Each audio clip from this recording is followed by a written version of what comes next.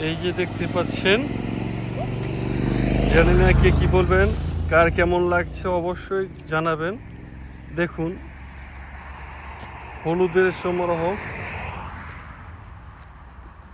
কয়েকশো বিঘা জমির উপরে শুধু সূর্যমুখী। দেখে মনে হচ্ছে আমরা এক হলুদের রাজ্যে বসবাস করছি। দেখুন কতটা সুন্দর। প্রচুর রোদ থাকার কারণে আমি নিজে বুঝতে পারছি না কেমন দেখাচ্ছে। তো এই হচ্ছে আমাদের ইটালি, আর এই হচ্ছে কৃষি নির্ভর দেশ ইটালি। এক কথায় অপূর্ব দেখাচ্ছে।